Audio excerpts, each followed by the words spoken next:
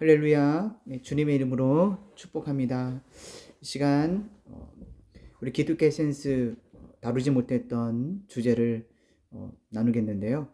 오늘은 10일과 사명에 대해서 함께 은혜를 나누고자 합니다. 먼저 기도드리고 시작하겠습니다. 거룩하신 하나님 아버지 감사합니다. 주님, 이 시간에도 코로나19의 그러한 소식 가운데 있지만 우리가 바라봐야 될 대상은 오직 예수 그리스도, 그리고 또한 말씀을 더욱더 뜨겁게 사모하는 것이 우리의 삶 가운데 넉넉히 이길 힘이 되는 줄로 믿습니다. 하나님, 이 시간 사명에 대해서 은혜를 나눌 때 성령 하나님께서 우리가 살아가야 될 중요한 삶의 목적과 또한 우리가 가정과 직장 가운데 어떠한 믿음의 자세로 나아가야 될 것인지를 깨닫는 귀한 시간 되게 하여 주시옵소서. 감사하며 예수님의 이름으로 기도드립니다. 아멘. 네, 오늘 이제 사명에 대해서 함께 은혜를 나누겠습니다. 먼저 이제 마음문을 열면서는 엘버트 하버트 가르시아 장군에게 보내는 편지에 있는 내용인데요. 이 내용을 통해서 사명의 자세를 보여주고 있습니다. 1898년도에 있었던 일인데요. 스페인과 미국 전쟁이 발발하자 미국 전쟁은 쿠바의 반군 지도자인 가르시아 장군에게 편지를 전달해서 도움을 요청하기로 합니다. 그런데 이 가르시아 장군은 어디에 숨어 있는지를 알 수가 없습니다. 편지를 전달할 수 있는 그러한 루트가 없는 상황 속에서 한 측근을 통해 로안 중위를 추천받게 됩니다. 로안 중위는 이 가르시아 장군이 어디 있는지는 모르지만 무조건 예스, 무조건 네로 순종하여서 이 남미 지역에 있는 이 정글로 헤쳐서 결국 3주 만에 가르시아 장군을 찾아서 임무를 완수하는 모습을 보게 됩니다. 이 가르시아 장군을 찾아간 이 로안 중위의 이러한 자세를 통하여서 예수님이 말씀하신 사명이 우리에게 있는데요. 그 사명을 어떤 자세로 무조건 예스, 무조건 아멘으로 이렇게 화답하는 자세를 잘 보여주고 있습니다. 존 웨슬리는 온 세상이 나의 교구다라고 표현을 해주고 있습니다. 이 말씀은 내가 밟는 이 땅이 내가 감당하고 있는 여러 직장의 터가 결국은 사명의 장소다, 교구다라는 것을 말씀하고 있는 것이죠. 그래서 우리는 이 세상 가운데 파송되어진 그리스도인의 삶을 살고 있습니다. 이러한 세상과의 부딪힘 가운데에서 우리는 어떠한 자세로 이 세상을 대할 것인가, 그 부분을 이제 다뤄보겠는데요. 첫 번째는 이 교회와 세상과의 관계입니다. 두 가지의 부류가 있는데요. 하나는 다리를 놓는 사람들, 즉 시대 문화와 대화하는 그리스도입니다. 이 세상 가운데 이렇게 함께 이 다리를 놓아서 함께 이렇게 대화도 하고 또 서로 이렇게 소통하는 그러한 자세를 의미해주고 있습니다. 오늘날 이 시대의 흐름 가운데서 이것을 이제 받아들이는 부분인데요. 근데 이 받아들일 때에 우리가 이 필터가 중요합니다. 즉 하나님 말씀이 필터링이 되어서 이 시대 가운데 이것이 과연 이 죄악된 모습인가, 아니면 이 시대 가운데 어떻게 하나님의 거룩성을 나타내면서 받아들일 것인가, 이 부분을 이렇게 중요하게 이제 우리가 생각을 해 보아야 하겠죠. 그래서 요한복음 17장 18절에서 아주 중요한 우리가 세상 가운데 어떻게 다리를 놓아야 될지에 대해서 잘 말씀을 해주고 있습니다. 아버지께서 나를 세상에 보내신 것 같이 나도 그들을 세상에 보내었고, 우리가 이 땅 가운데 살아가는 중요한 이유입니다. 하나님께서 우리를 세상 가운데로 보내셨다라는 것입니다. 그래서 우리가 만나는 대상들이 예수를 믿지 않는 사람들이 아마 대부분일 것이죠. 예. 그러한 자들에게 가라라는 것입니다. 가라라는 것입니다. 그런데 우리가 그들의 어떤 세상적인 가치관을 우리가 수용하는 것을 의미하는 것이 아니라 그들에게 가되 오히려 그들을 변화시켜야 되는 사명이죠. 그것이 아주 중요한 부분인데요. 여기서 또 다른 부류를 살펴보게 되면은 요새를 쌓는 사람들, 담을 쌓는 사람이죠. 즉 시대의 문화를 수용하지 않고 이 대립하는 그리스도입니다. 이 장단점이 있는 것 같습니다. 어떻게 보면 이 요새를 쌓는 사람들의 단점은 이 세상에 이런 제약된 흐름을 거부한다. 그것을 수용하지 않는 그런 장점이 있는 반면에 단점이 있다면 너무나 이 극단적으로 가게 되면 세상 사람과의 그 만남 자체를 피하려고 하고 또한 이 시대의 흐름을 아예 길을 막게 되고 폐쇄적인 그러한 모습도 보게 된다는 것입니다. 그런데 이러한 다리를 놓는 경우와 또한 요새를 쌓는 경우에 있어서 우리가 이 두 가지의 좋은 점, 즉 이 양극단의 균형을 이루는 것이 중요한 자세인 것이죠. 그래서 우리가 정말 이 세상 가운데 빛과 소금의 사명을 감당하는 것 참으로 중요한 사명입니다. 그럴 때 우리가 어떠한 접근법으로 나아갈 것인가, 그런 부분에 있어서 우리가 이 균형 있는 자세가 중요한데요. 이들이 양극단으로 치달으면서 다리를 놓는 사람들은 단점이 뭡니까? 세상과 타협할 수도 있다. 그러한 단점이 있을 수 있다는 것이죠. 세속주의로 타락했다는 것이죠. 그런데 그들을 대할 때 이렇게 세속주의로 빠지는 것이 아니라 도리어 그들과 접촉할 때 그들에게 복음을 전하고 또 복음을 전할 때 그분들이 거부할 수도 있고 또 받아들일 수도 있잖아요. 이러한 측면에서 그들에게 하나님의 거룩한 생명을 나눠주는 접근성, 이것이 다리를 놓는 그러한 중요한 장점, 그러한 접근점으로 나아가야 되는데 도리어 부딪혔을 때 분별력이 없을 경우에는 오히려 우리가 세상에 속한 삶을 살기 쉽다라는 것이죠. 그리고 교회 안에도 교묘하게 우리가 알지 못한 사이에 이 세상의 것들, 이 세속주의가 틈탈 수 있다라는 것을 볼 수가 있습니다. 그래서 더 나아가는 이 말씀까지도 타협을 하게 되면은 말씀도 자의적으로 내 생각에 의해서 섣불리 이렇게 세상의 관점으로 말씀을 보게 되면 또 이단이 이제 사상이 나올 수도 있다라는 것을 볼 수가 있습니다. 그러나 반대로 또한 이 세상과 교회를 완전히 단절시킨 요새를 쌓는 사람들은 어떠한 단점이 있습니까? 극단적인 보수주의와 폐쇄성을 가지고 있다라는 것입니다. 그래서 이러한 부분들에 있어서 우리가 이 균형을 잡는 것이 중요한데요. 그렇다면 오늘 이 사명에 대해서 나눌 때 어떻게 이 균형 잡힌 접근성 그리고 하나님이 기뻐하시는 사명을 이 어두운 세상 가운데에서 잘 감당할 수 있을까? 이러한 질문 가운데 오늘 계속적으로 함께 말씀을 나누고자 합니다. 그래서 우리가 살펴볼 것은 사명입니다. 우리에게는 모두가 다 사명이 있다라는 것인데요. 이 땅 가운데 살아가는 중요한 핵심적인 이유입니다.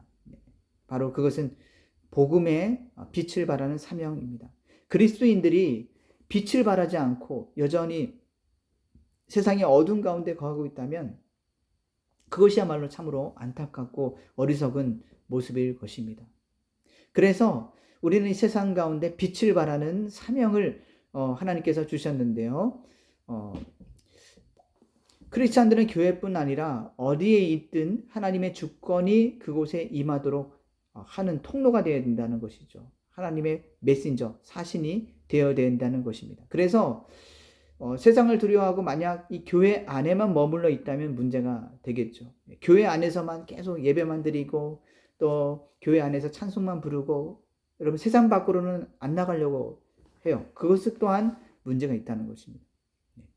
우리가 교회 안에서 하나님 앞에 뜨거운 은혜와 또한 하나님의 임재를 경험했다면 그 은혜를 세상 가운데로 가지고 나아가야 된다는 것입니다. 세상 가운데 비춰야 한다는 것입니다.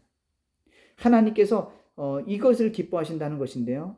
예수님이 왜 이 어두운 제약된 세상에 이 땅에 2000년 전에 오셨을까요? 그런 예수님의 모습을 묵상하면서 우리가 알 수 있는 부분입니다.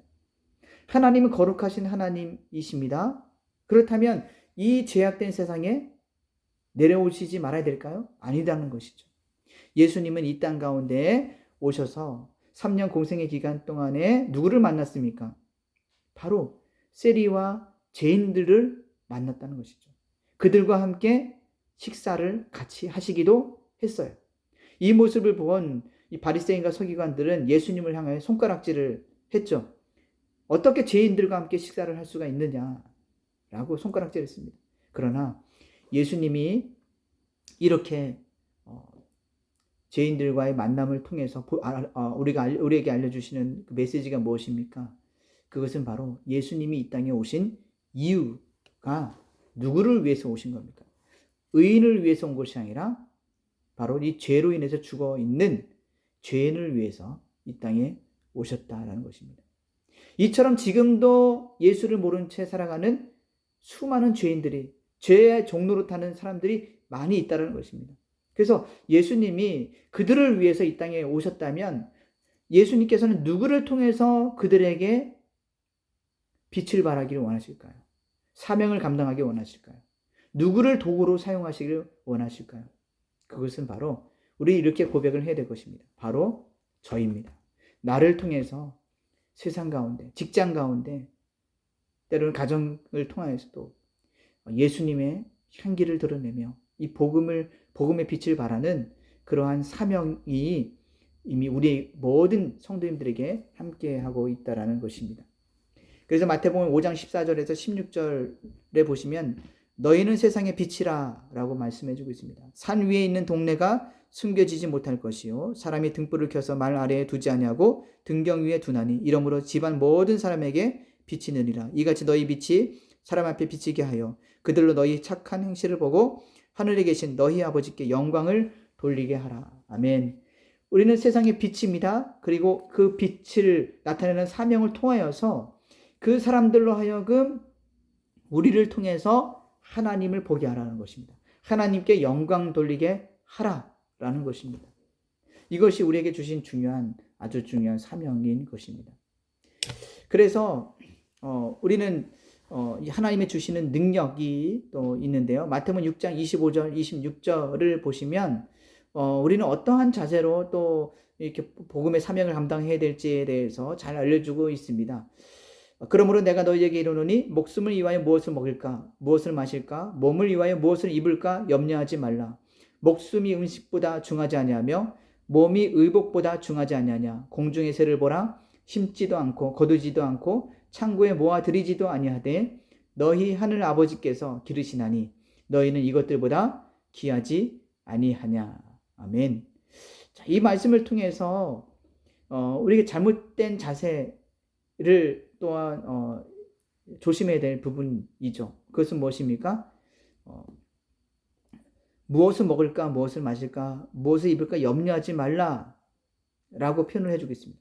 여러분, 이렇게 염려하지 말라라고 했을 때 두 가지 반응이 있을 수 있겠죠. 하나는 하나님이 다 채워주시니까 나는 그냥 가만히 이렇게 힘쓰지 않아도 되겠지.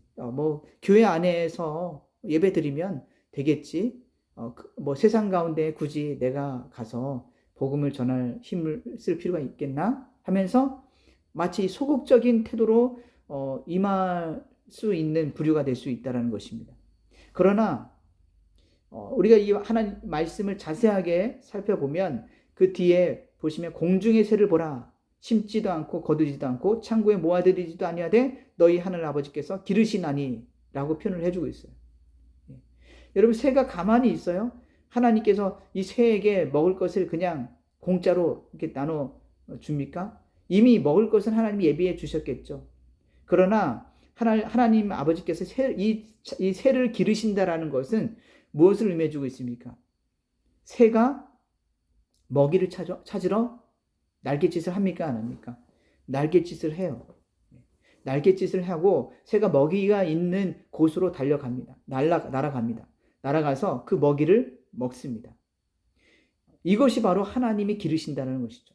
새를 위해서 먹을 것을 하나님이 준비해 주셨는데 새가 날갯짓도 않고 그냥 가만히 둥지에 있으면 먹을 것이 쫙 날라와가지고 새에게 먹을 것을 주겠다, 그걸 의미해 준 것이 아니라 이미 하나님이 예비하신 은혜가 있는데 그것을 위해서 새가 그 은혜를 위해서 날아가고 힘썼듯이 하나님께서 우리에게 베푸신 이미 일용할 양식이 이미 주어져 있습니다.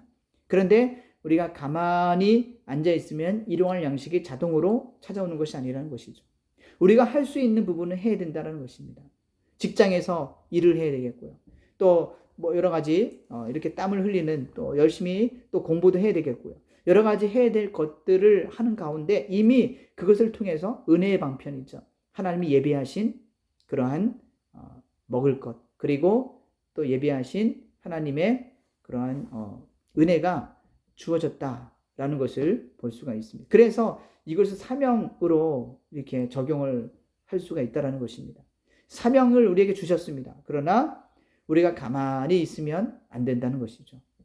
하나님께서 이미 예비하신 은혜가 있다면, 이미 예비하신 영혼들이 있다면 어떻게 될까요? 그 영혼에게 다가가야 되겠죠. 하나님의 세상 가운데 이뤄진 영혼이 있다면 우리는 어떻게 될까요? 그 세상으로 나아가서 그 세상 가운데 빛을 발하여야 되겠죠. 그래야 할 때 그 이뤄진 영혼들이 그 빛을 보고 하나님께 영광 돌리는 삶을 살게 된다는 것입니다. 자, 그래서 방금 제가 나눈 것처럼 적용 질문에서 공중의 새를 보라 하신 말씀의 의도가 바로 여기 있으시다라는 것입니다. 그래서 주님께서는 우리에게 힘쓰라라고 말씀하고 있어요. 말씀과 기도에 힘쓰라라고 말씀하시지, 여러분, 말씀과 기도가 가만히 있어도 그냥 깨달아지고 기도하지 않아도 자동으로 응답되고 이런 의미를 말씀하시는 것이 아니다라는 것입니다. 그리고 복음을 전하는 것도 우리가 힘써야 되는 부분이 있는 것입니다. 그래서 우리가 사명에 대해서 힘써야 되는 그러한 귀한 은혜가 우리에게 주어져 있다라는 것입니다. 힘쓸 때 하나님이 예비하신 축복이 임한다라는 사실입니다. 그래서 한 가지 한 사람을 한 분을 소개하고자 한다면 이 구약에 엘리야 선지자를 볼 수가 있습니다. 엘리야 선지자가 이 바알 안에 이세벨이 통보하게 됐죠. 내일 이맘때면 너는 죽을 것이다. 이 말을 들은 엘리야는 갑자기 넉다운되고 이제는 사명감을 아예 그냥 상실한 채 로덴 나무 아래서 누워있고 차라리 저는 죽고 싶습니다 라고 하면서 아무 힘 없이 이렇게 지내게 되죠. 그럴 때 이 천사가 와서 떡과 이 물을 주면서 다시금 힘을 주게 됩니다. 그리고 이 하나님이 주신 힘으로 40일 밤낮으로 호렙 산으로 달려가게 됩니다. 그리고 호렙 산에 있는 굴에 있게 되는데요. 첫 번째는 이미 하나님이 힘을 주셨어요. 그런데 이 엘리야가 이 호렙산 굴에 머물러 있다라는 것입니다. 이제는 이렇게 생각을 하고 있었어요. 이제는 나 혼자밖에 없다. 선지자는 다 죽었다. 다 없다. 그리고 나 홀로 남았다. 이렇게 생각을 하고 있다라는 것입니다. 그렇다고 엘리야가 이 호렙산 굴에 그냥 마냥 남아 있는 것이 사명일까요? 아니죠. 하나님께서 이 엘리야 선지자에게 말씀을 하시죠. 왜 지금 여기에 있느냐? 이렇게 두 번 말씀하고 있습니다. 왜 지금 여기에 있느냐? 여기에 있지 말라라는 것입니다. 내가 있어야 할 곳은 바로 내가 명령한 곳으로 가라라는 것입니다. 그 어디로 가라는 것일까요? 바로 이 아합이 있는 곳, 자기를 죽이려 했던 이세벨이 있는 곳, 바로 우상 숭배를 하고 있는 이 북이스라엘로 가라, 다시 가라라고 말씀하고 있습니다. 결국은 뭡니까? 오늘날을 표현하면 왜 여기 있느냐? 왜 교회 안에만 머물러 있느냐? 치열한 영적 전도의 이 전쟁의 현장인 세상으로 가라. 그곳에서 빛을 발하라 라는 것과 마찬가지라는 사실입니다. 그래서 우리는 누구든 만남을 통하여서 우리를 통해서 예수님의 향기가 드러나는 것이 우리 그리스도인의 사명이다라는 것입니다. 자꾸만 나 예수 안 믿는 자처럼 자꾸 숨기려고 하는 경우도 있을 수 있다는 것입니다. 나는 왠지 모르게 오늘 코로나19 시대에 이 교회가 욕먹는 상황 속에서 내가 그에게 나 예수 믿고 나 하나님을 잘 섬기는 그리스도인이야 라고 이야기하는 것에 대해서 왠지 모르게 두려움이 있을 수도 있다는 것입니다. 그러나 하나님께서 원하시는 그 사명의 자세는 바로 그럼에도 불구하고 그 죽어가는 영혼들을 바라보지만 말고, 비록 어떠한 반응을 보인다 할지라도 그 반응을 두려워하지 말고 그를 살리기 위해서 예수님의 생명의 복음의 빛을 비추라라고 우리에게 말씀하고 있는 것이죠. 자, 그래서 치열한 삶의 현장 속에서 우리는 신앙의 꽃을 피워야 한다는 것이죠. 직장 생활에서 물론 이제 힘든 상황도 있을 수 있습니다. 그러나 무엇을 위해서 우리가 이것을 극복해야 되겠습니까? 복음을 위해서. 복음의 능력으로 우리 직장의 어떤 상황도 이겨내고 극복해야 된다는 것입니다. 그래서 그들로 하여금 예수를 믿는 크리스찬들은 뭔가가 이 반응하는 자세가 틀리는구나. 뭔가가 업무를 대하는 자세가 틀리는구나.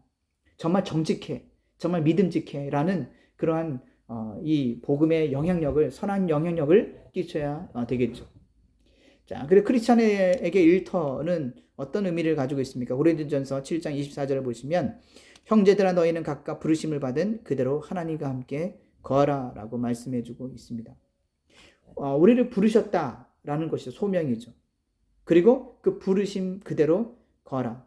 누구와 함께요? 하나님과 함께 거하라라는 것입니다. 우리가 가는 곳곳마다 하나님이 나와 함께하고 계십니다. 우리가 누군가를 만날 때도 하나님은 나와 함께하고 계십니다. 그렇다면 그 대상에게 나와 함께하시는 예수 그리스도의 선한 영향력을 끼쳐야 되겠죠. 놀랍지 않습니까? 세상 만물을 창조하시고 우리를 죄에서 구원하신 하나님이 나와 함께 하시기에 그 이뤄진 영혼들에게 이런 선한 영향력을 끼칠 수 있다는 것. 이것은 내가 하는 것이 아니라 나와 함께 하시는 하나님이 일을 하신다는 거죠. 나의 입술을 통해서 일을 하신다라는 것입니다. 다만 우리는 그곳으로 가라. 순종만 하면 될 것입니다. 그래서 이 직장에 대해서 오늘 이 교재를 보시면 이제 여러 가지 영역으로 이렇게 살펴볼 수가 있습니다. 정치, 경제, 예술, 종교, 가정, 미디어, 교육, 과학, 이거 외에도 오늘날 끊임없이 자꾸 새로운 환경들이 자꾸 조성되고 있죠. 그 환경 가운데에서도 뭡니까? 이 사명을 감당해야 될 장소라는 것입니다. 이 정치의 기도 제목이죠. 정치계에서도 다니엘과 같은 하나님의 귀한 일꾼이 숨어 있을 수 있다는 거죠. 정말 그곳에서도 선한 영향력 끼쳐야 되겠죠. 네, 우리나라 곳곳에서 어디서든지 간에 우리 크리스찬들이 나를 드러내는 것이 아니라, 나의 이름을 나타내는 것이 아니라 예수 그리스도의 복음의 향기가 드러나는 그러한 모든 영역들이, 모든 장소, 모든 삶의 일터가 되어야 할 것입니다. 그 가운데에서 하나님은 여전히 우리를 통해서 구원의 역사, 또한 제자 삼는 역사가 일어날 것입니다. 그래서 그곳에서 보시면 직장도 그렇고 또 연예인들도 그렇고 이렇게 큐티 모임이라든가 또 여러 예배 모임도 있음을 볼 수가 있어요. 이것이 바로 중요한 본보기가 되고 있다는 거죠. 얼마든지 직장에서도 이렇게 사명을 감당할 수 있는 길이 있구나. 근데 길이 있는데 무엇이 문제입니까? 자꾸만 이렇게 가만히 머물러 있으려고 하는 것이 문제라는 거죠. 길이 있다면 적극적으로 우리 기도회 모임을 한번 만들어 봅시다. 아니면 여러 가지 또 이렇게 전도를 위해서 또 복음의 향기를 드러내기 위해서 뭔가가 하나님의 지혜를 구하면서 우리가 행해야 된다라는 것을 볼 수가 있습니다. 그래서 사명은 지식에 머물러 있는 것이, 알에 머물러 있는 것이 아니라 우리 삶 가운데 행해야 된다, 순종해야 된다, 뭔가가 시도해야 된다라는 것 또한 보여주고 있다는 것. 시도하면 누가 도와주십니까? 하나님이 도와주신다. 하나님이 역사하신다라는 것을 볼 수가 있습니다. 그래서 적용 질문을 보시면 지금 당신이 속해 있는 영역은 어디입니까? 그 영역에서 당신은 무엇을 해야 된다고 생각하고 계십니까? 이것이 중요한 오늘 키포인트 질문이 되겠죠. 예, 각자 여러분 직장에 자리가 있을 것입니다. 그리고 각자의 가정이 있을 것이고요. 그리고 환경도 다 다를 것입니다. 분위기도 다를 것이고요. 그러한 상황 속에서 복음은 역동적으로 그 환경에 따라서도 일하신다는 것입니다. 그래서 복음은 절대로 매이지 않는 그러한 은혜를 보게 됩니다. 하나님은 어떠한 간팍한 사람이라 할지라도 능히 그 마음을 녹이실 수 있는 전지전능하신 하나님이시면 우리는 믿음으로 나아가야 합니다. 그래서 내가 속해 있는 그 환경이 비록 열악해 보인다 할지라도 여기서는 좀 복음의 한계를 드러내기가 무척 좀 깐깐하고 좀 두려운 부분이 있는데 라고 생각한다 할지라도 우리가 최소한 할 수 있는 부분은 해야 된다는 것입니다. 어떻게 할 수 있을까요? 먼저는 하나님 앞에 도움을 구해야 되겠죠. 하나님, 이런 환경입니다. 이러한 상황 속에서 제가 어떻게 사명을 감당할 수 있을까요? 어떻게 복음의 향기를 드러낼 수 있을까요? 하나님께 지혜를 구하면서 나아가야 될 것입니다. 그렇게 지혜를 구하면서 나아가게 된다면 하나님께서 또 적재적소로 함께 동역할 일꾼도 보내주실 것이고요. 또한 또 이 복음의 향기를 드러낼 수 있는 귀한 기회를 하나님께서 허락하실 것입니다. 그래서 우리가 살펴볼 것은 또한 삶의 모든 영역 가운데 하나님이 함께 하신다라는 것입니다. 방금 나누셨는데요. 부르심 받은 그대로 하나님께 함께 거하라. 우리가 이 사명을 감당함에 있어서 중요한 힘이 된다라는 것입니다. 하나님께서 우리에게 능력이 되어 주신다. 또 우리의 사명을 감당할 수 있도록 하나님께서 지혜를 주신다라는 것입니다. 그래서 하나님의 임재하심은 어디든지 계신다라는 것입니다. 하나님은 교회에만 계시는 분이 아니라 삶의 모든 영역에 함께 계십니다. 주님의 임재는 우리의 가정과 직장과 사회와 온 지구상에 이루어질 것입니다. 종교인이 아닌 신앙인이라면 우리는 기독교적 가치관, 즉 성경적 가치관을 가지고 어두운 세상 가운데 빛의 자녀로서 나아가야 된다는 것입니다. 그리고 재물에 대한 부분도 있죠. 하나님께서는 사명 감당하는 자에게 또한 이 재물의 부분, 필요한 재물도 또한 허락하심을 볼 수가 있습니다. 신명기 8장 18절 말씀 보시면 내 하나님 여호와를 기억하라. 그가 네게 재물 얻을 능력을 주셨음이라. 이같이 하심은 내 조상들에게 맹세하신 언약을 오늘과 같이 이루려 하심이니라. 아멘. 하나님께서 이 재물 얻을 수 있는 재능을 주셨다라는 것인데요. 물론 이러한 달란트가 있으신 분도 계세요. 뭐 사업에 달란트가 있으신 분도 계시고 또 여러 이렇게 각양의 은사들이 있는데요. 하나님께서 이 사명을 감당함에 있어서는 뭐 다양하게 일을 하고 계시겠죠. 때로는 이러한 정말 이 재물 얻을 능력, 재능 가운데 같은 경우에는 정말 그런 분들이 계시긴 하죠. 그럴 때 우리가 이 세상 가운데 이 부분을 통하 이 재물을 통하여 어떠한 선한 영향을 끼칠 것인가에 대한 질문으로 나아가게 됩니다. 예수를 믿지 않는 사람들은 당연히 그 모습을 보면서 또 물론 하나님의 영광을 볼 수도 있겠죠. 특히 이러한 이 사업을 경영하시는 크리스찬들, 있잖아요. 사업을 경영하시는 크리스찬들. 이분들이 이제 재물 얻을 이제 이런 지혜가 또 재능이 많이 있으시겠죠. 그래야 할 때 이런 경영자의 마인드로서 직원들이 있다면 여러 가지 뭐 예를 들어서 예수를 믿는 분들과 예수를 믿지 않는 분들의 비율이 뭐 8대 2가 될 수도 있고 또 5대 5가 될 수도 있고 뭐 이렇게 이루어진 영혼들 또 섞여 있을 수 있습니다. 그 가운데에서 바로 이 경영 마인드에 있어서는 바로 하나님의 사랑으로 이 경영 마인드를 가지고 나올 때 얼마든지 그 가운데서도 예수님의 향기를 드러낼 수 있다는 것인데요. 특히 이 사장과 직원의 관계에 있어서 어떤 이 직원을 함부로 대하는 것이 아니라 바로 주님의 마음으로 대해야 된다라는 것을 또한 살펴볼 수가 있습니다. 골로새서 3장 23절을 보시면 무슨 일을 하든지 마음을 다하여 주께 하듯 하고 사람에게 하듯 하지 말라. 무슨 일을 하든지 주께 하듯 하라라는 것이죠. 하나님께 하듯 하라라는 것입니다. 그래서 그리스도의 선한 영향력을 끼치는 것은 예수를 모르는 자들에게 예수님의 향기를 드러내는 삶인데요. 그것은 바로 예수님께서 제자들의 발을 씻겨주시는 성김의 본을 보였듯이 우리 또한 이웃의 발을 씻겨주어야 되는 성김의 본을 보여야 된다라는 것을 보여주고 있습니다. 즉 예수님께 하듯 하라라는 것은 우리가 예수님을 섬길 때 마음을 다하여 정성을 다하여 뜻을 다하여 힘을 다하여 우리가 예수님의 이름으로 찬양하고 기도하고 하잖아요. 이와 같이 모든 사람들에게 죽게 하듯 하라. 즉 정성껏 섬겨라 라는 것을 의미해주고 있습니다. 대충 섬기라라는 것도 아니죠. 세상과 때는 부딪힐 수도 있겠죠. 내가 이해할 수 없는 부분이 있을 수도 있습니다. 때로는 우리에 대해서 공격할 수도 있어요. 화를 낼 수도 있고요. 물론 이건 당연한 부분입니다. 왜냐하면 그들은 하나님을 알지 못하기 때문에 그들은 우리를 함부로 대할 수도 있습니다. 그러나 우리는 그들을 어떻게 대해야 될까요?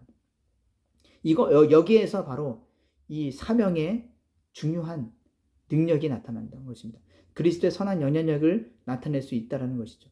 그들을 대할 때 섬김의 자세로 그들의 발을 씻겨주는 자세로 예수님의 사랑을 그들에게 나타낼 수 있는 어떻게 보면 절호의 기회가 될 수 있다는 것입니다.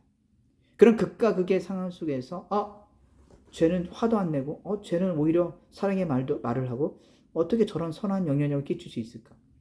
분명히 내가 화를 내면 보통 사람은 화로 답을 하는데 내가 꼬집으면 그 사람도 나를 꼬집을 텐데 이것이 일반적인 세상의 원리인데 어떻게 왼뺨을 때리면 오른뺨을 이렇게 들이댈 수 있지? 하면서 이러한 모습을 통하여 선한 영향력, 그리스도의 복음의 향기와 능력이 나타낼 수 있다. 이것 또한 우리가 감당해야 될 사명이다라는 것입니다. 그래서 사명을 감당함에 있어서 때로는 손해볼 수도 있습니다. 손해볼 수도 있어요. 그러나 손해보는 것처럼 보이지만 그 가운데서 하나님께서 일을 하신다라는 것입니다.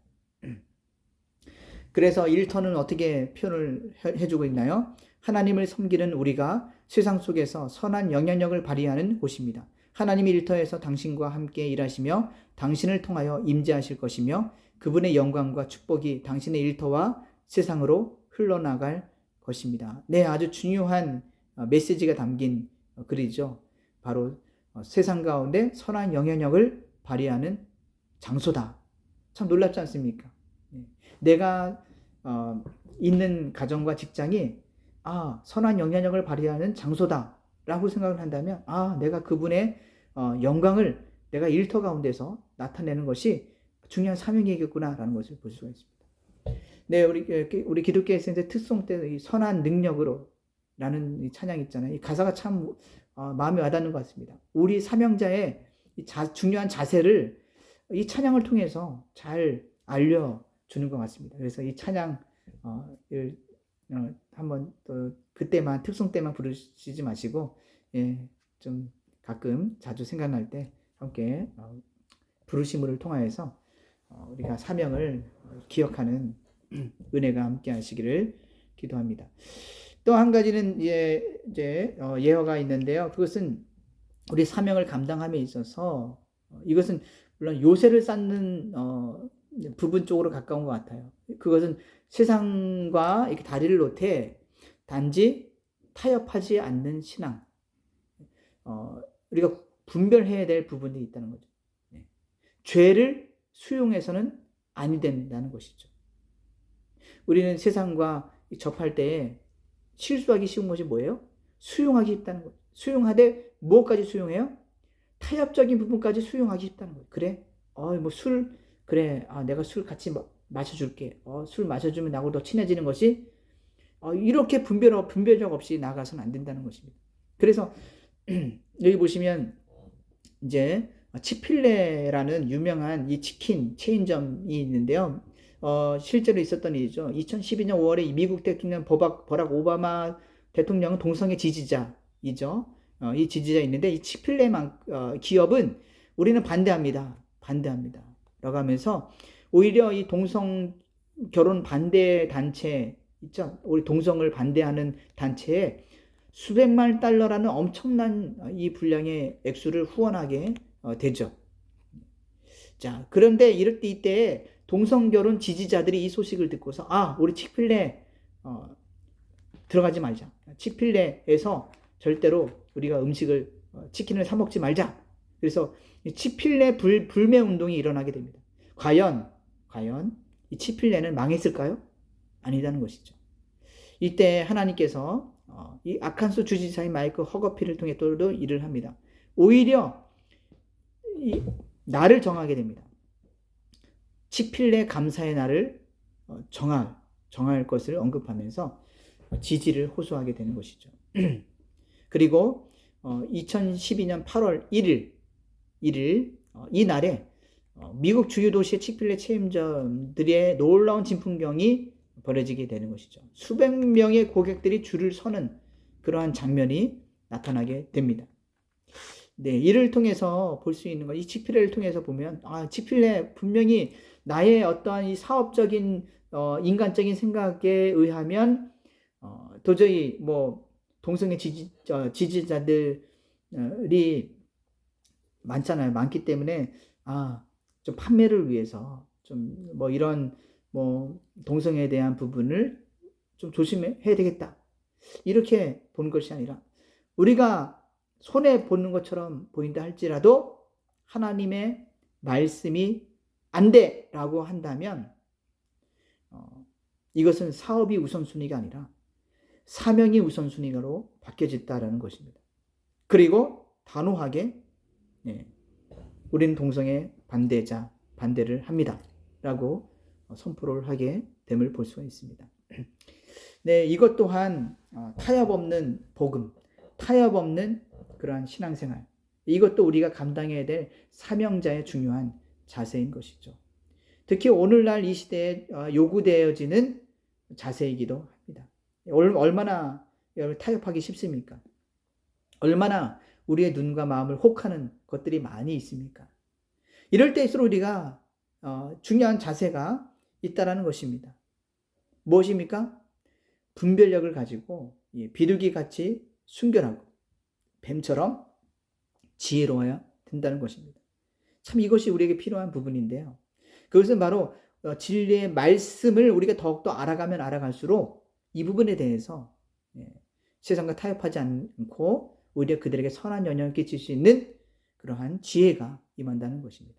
그래서 네 번째로 볼 것은 일터에서 전도할 때의 자세인데요. 마태복음 10장 16절 말씀 보시겠습니다.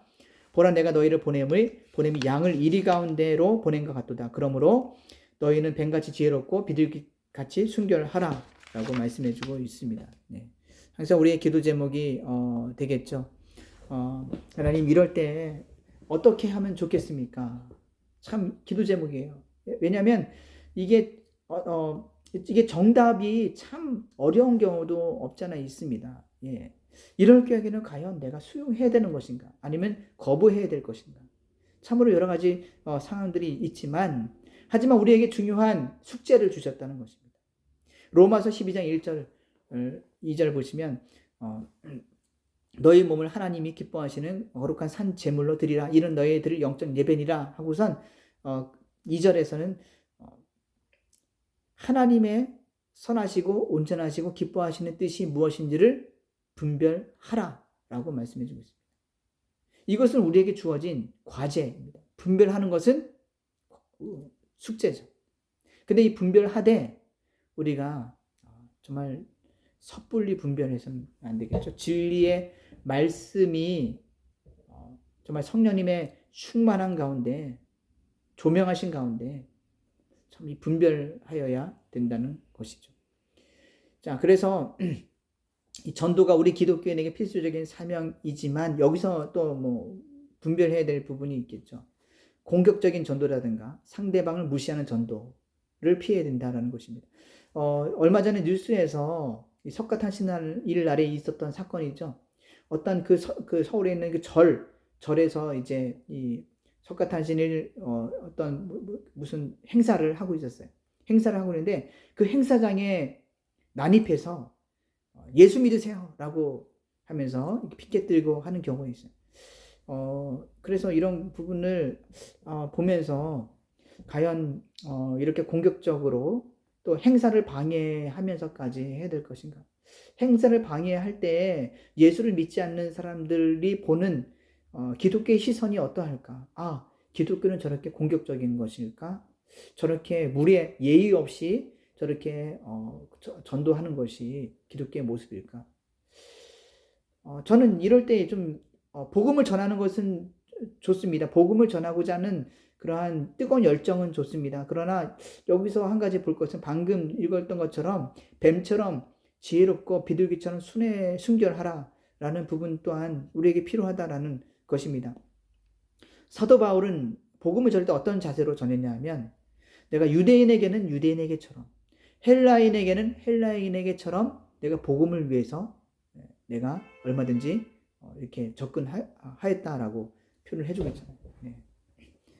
여러분 이러한 복음의 지혜가 우리에게 필요할 것 같습니다. 상황에 따라서 여러분 복음을 전하지 말라라는 것이 아니라 복음을 전하되 어떻게 전할 것인가, 어떻게 사명을 감당할 것인가. 여러분 이 부분은 각자의 기도 제목일 것입니다. 네. 그래서 이 복음의 현장 속에서 그냥 무대포로 그냥 이렇게 센스 없이 그냥 이렇게 복음을 전하는 방법보다도 정말 그 상황 속에서 좀 상대방의 마음을 좀 이렇게 녹이고 또 상대방을 먼저 섬기고 예를 들어서 좀 간팍한 분에게는 섬기는 이 발을 씻어주는 자세로 저기 커피 한 잔 드시겠습니까? 하면서 이렇게 부드럽게 섬겨주는 마음으로 제가 얼마든지 당신의 발을 씻겨주시는 자세가 되어 있습니다 라고 얘기하면 여러분 아무리 여러분 세상에 간팍한 사람이라 할지라도 싫어 라고 얘기하진 않겠죠. 기분 나빠하진 않겠죠. 이렇게 마음의 문을 열 수 있는 뭔가가 이 적재적소에 그러한 지혜를 발휘하는 것이 우리 이 사명자의 또한 중요한 자세인 것 같습니다. 네, 그것은 여러분 매일매일마다 하나님 앞에 사명 잘 감당할 수 있도록 여러분 지혜를 구하시기 바랍니다. 그래서 방금 제가 나눈 것 같이 적용 질문은 당신의 일터에서 어떤 방식으로 전도하고 있습니까? 이제부터라도 전도를 해보려고 한다면 자신의 자리에서 가장 적합하다고 생각되는 전도 방식을 생각하고 나눠주십시오. 네, 한번 오늘날 이 시대에 하나님 앞에 기도하시기 바랍니다. 참 복잡한 시대잖아요. 혼란한 시대잖아요.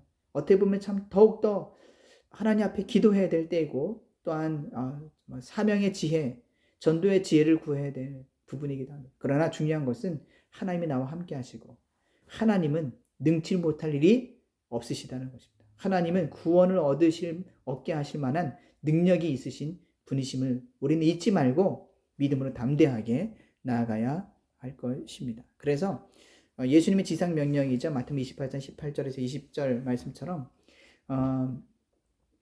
아버지와 아들과 성령의 이름으로 세례를 베풀고 또 제자와 삼고 예수의 증인이 되라라는 이런 열방 속으로 나아가는 크리스찬들, 그리고 또한 우리의 선교지는 꼭 반드시 해외에만 있는 것이 아니라 선교지는 바로 내가 밟고 있는 지금 이 자리가 선교지이다라는 사실을 잊지 마시기 바랍니다. 마치 이 선교지 하면은 멀리 동떨어져 있는 그런 고정관념을 우리가 바꿔서 영혼들을 만나는 장소가 선교지이구나.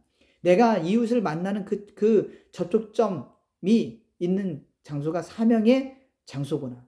라는 것을 잊지 마시기 바랍니다. 그래서 기독교는 움직이는 종교입니다. 왜냐하면 하나님은 무척 역동적인 분이시고 어디든지 계시는 분이시기 때문입니다. 그래서 우리가 사명 감당할 때 염려하지 말 것은 어디서든지 하나님은 나와 함께 하시고 또 사명 감당할 은혜와 능력 또한 하나님께서 허락하셨다라는 사실을 잊지 마시기 바랍니다.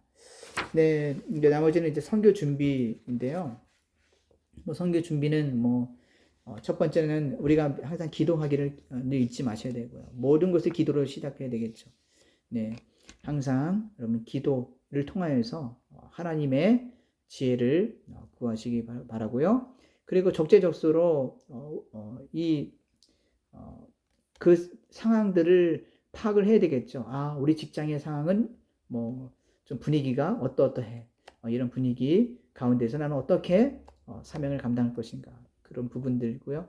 때로는 나에게 정말 저분은 동력자로서 정말 이렇게 잘 섬겨줬으면 좋겠다 하면은 이렇게 함께 동역하면서 함께 나누는 그것이 또 중요한 자세의 것이겠죠. 또 하나님께서 그런 동역자를 붙여주시기도 하십니다.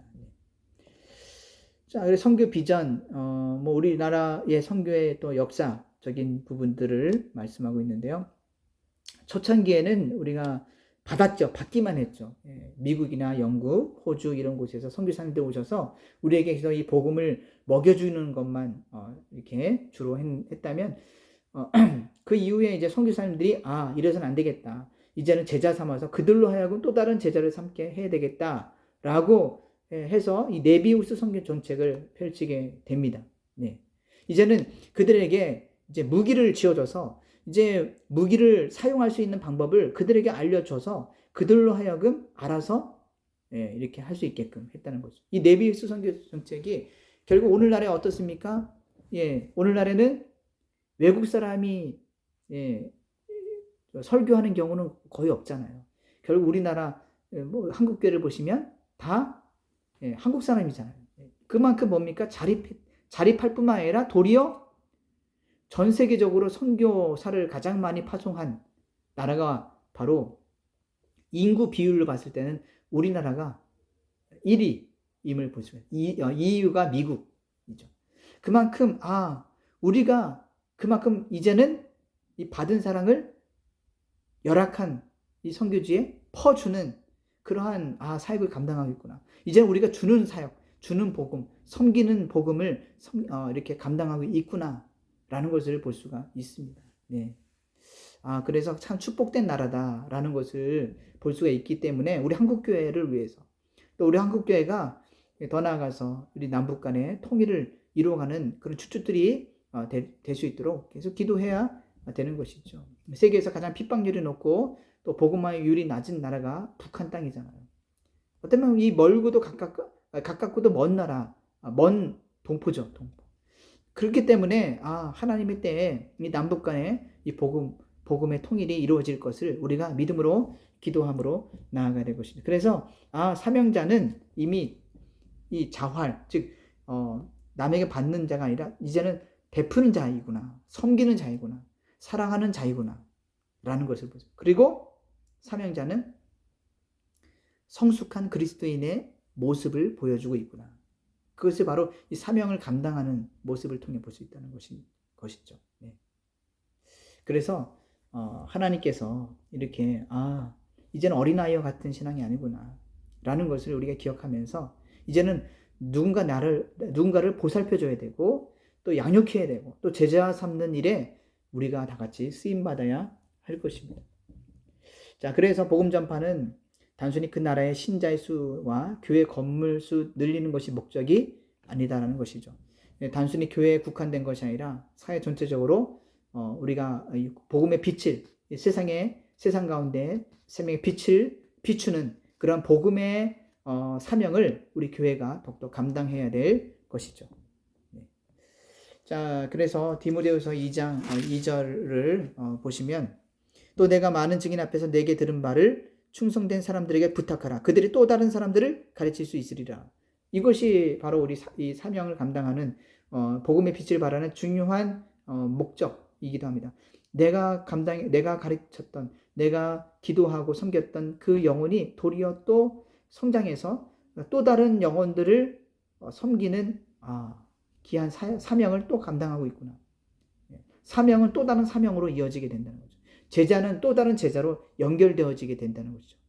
이것이 바로 우리가 감당해야 될 부분이구나 라는 것입니다. 나로 막 멈춰서는 안 됩니다. 나로 끝나서는 안 된다는 것이죠. 나를 통해서 누군가 또 다른 제자를 삼고 또 그 제자를 통해서 복음의 풍성한 은혜와 또 풍성한 그러한 열매들이 주렁주렁 맺혀가는 그러한 삶이 저 여러분 가운데 함께 하시기를 주님의 이름으로 간구드립니다.